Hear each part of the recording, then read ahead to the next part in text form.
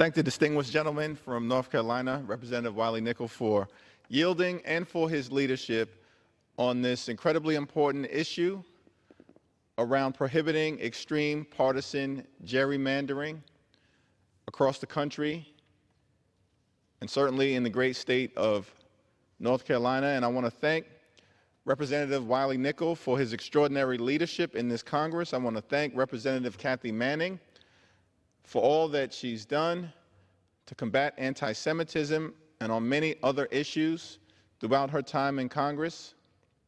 And I want to thank Jeff Jackson for his leadership and certainly congratulate him on his continued journey as a public servant as the next Attorney General from the great state of North Carolina. Three extraordinary public servants who were elected by the people, but then unable to continue to serve, not because of any decision made by the people of North Carolina, but because of extreme partisan gerrymandering by far-right extremists in the North Carolina legislature and this MAGA North Carolina Supreme Court. It's an extraordinary thing. As Representative Nickel has indicated, the people of this great country should determine who represents them. We shouldn't have representatives, so-called representatives, making the decision as to the people that they'll represent. There's been a lot of talk in the aftermath of this most recent election about an extraordinary, overwhelming mandate. Let's just look at the state of North Carolina. Congratulate the incoming president on his success in North Carolina. Close race, but on his success in North Carolina and in every other battleground state.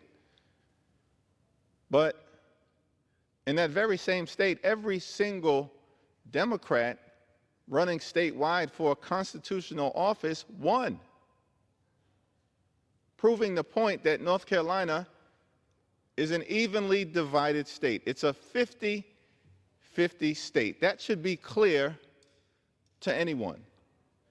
And when fair maps were drawn in advance of the 2022 election, the North Carolina congressional delegation, upon the success of Representative Wiley Nickel in an evenly divided district, was 7 Democrats and 7 Republicans. That's the will of the people of North Carolina. It makes sense in an evenly divided 50-50 state. But because apparently far-right extremists in this country aren't convinced that they can win elections on their own or even hold the United States House of Representatives on their own, decided to rip away 3 seats from the people of North Carolina through extreme partisan gerrymandering. And it's interesting, I hadn't fully thought about that because we're still counting votes, but as Representative Nickel indicated, Democrats are on their way to perhaps 215 seats in the 119th Congress when every single vote is counted. In California, House Republicans will have 220 seats.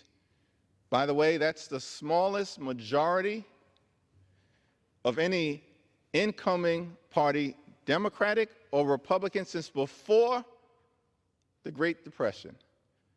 What mandate? It's an evenly divided House of Representatives. The people of this country want us to work together, which we're willing to do.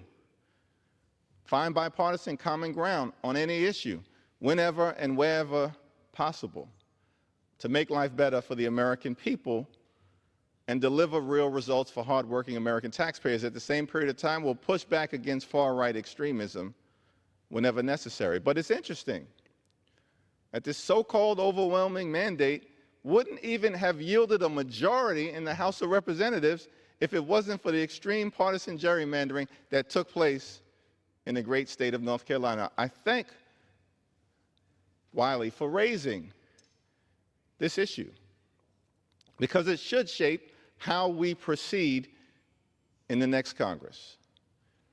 find bipartisan common ground together to get things done, because there is no mandate to enact far-right extremist policies in the United States House of Representatives, or, by the way, anywhere in this country. That's the reality of this most recent election.